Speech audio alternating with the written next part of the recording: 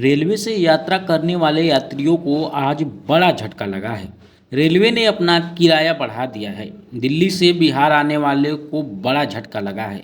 दिल्ली से पटना के लिए अब 4,090 रुपये आपको देने होंगे। जी हाँ, आप एकदम सही सुन रहे हैं। फर्स्ट एसी में अगर आप आते हैं तो आपको 4,090 रुपये देने होंगे। यह दाम तेजस का है। वहीं अन्य ट्रेनें के भी दामों में बढ़ोतरी की गई है। आपको बता दें कि रेलवे टिकट महंगा होने से रेलवे को पूरे वित्तीय वर्ष में 1,100 से 1,200 करोड़ की अतिरिक्त कमाई होने की उम्मीद है। रेलवे ने एसी और नॉन एसी क्लास के लिए किराए में बढ़ोतरी की है। इससे दूर का सफ़र महंगा हो गया है। अगर आप भी रेलवे से सफ़र करते हैं तो आप भी इस किराए का कितना बड़ा बोझ पड़ेगा आपको जानना जरूरी है। बिहार आने वालों के लिए एक तो बड़ा झटका लगा है, लेकिन अन्य यात्रियों को कितना महंगा पड़ेगा यह भी जानने की ज़रूरत है। दरअसल 500 किलोमीटर की यात्रा पर भाड़ा में कोई बदलाव नहीं हुआ है। 500 से 1,500 किलोमीटर की यात्रा पर 5 रुपये की वृद्धि की गई है। वहीं 1,500 से 2,500 किलोमीटर की यात्रा पर 10 रुपये की वृद्धि की गई है और 2,500 से 3,000 किलोमीटर की यात्रा करने पर 15 रुपये की बढ़ोतरी की गई है। और ये जो बढ़ोतरी की गई है 15, 10, 5 रुपये, ये जनरल टिकट वालों के लिए की गई है। रेलवे की किराया बढ़ने के बाद यात्रियों का गुस्सा फूट पड़ा है। लोग एकदम गुस्से में हो गए हैं। यात्रा के दौरान वे लोग बहुत सारी बातें हम लोग को सुनने की मिली। जब हम स्टेशन पर गए जहाँ पे टिकट कटता है तो वहाँ पे लोगों ने क्या कुछ कहा है, आप खुद उनसे सुन लीजिए। है माजबा से गुवाहाटी। पहले था 60 रुपीज, आज 65 लिया।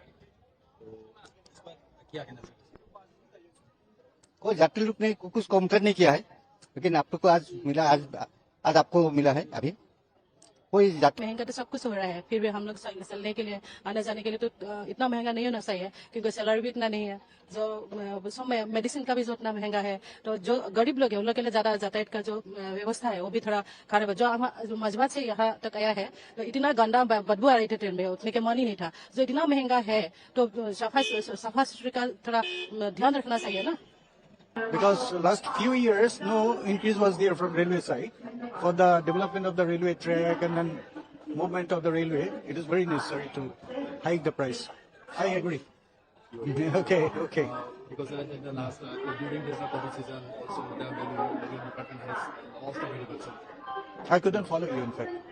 During this COVID season. COVID season, yeah.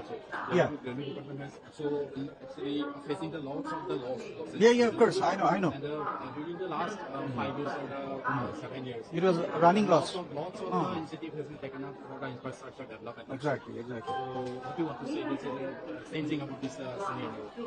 As the Guwahati station, as I heard that it has given some portion to Adani Group for the private organization for development of the particular this. The railway ministry has taken up and done has the lots of the infrastructure development for the country also. It should be, because 70 years we got independent. But if you think in terms of development, nothing has been done. So gradually, the present central minister has taken initiative to develop almost all this thing, particularly this northeast region. It is okay. It's developing like anything, because I travel almost Upper Assam and everywhere. The infrastructure of the railway station and the track and electrification of the railway line, it is super, very fast is developing.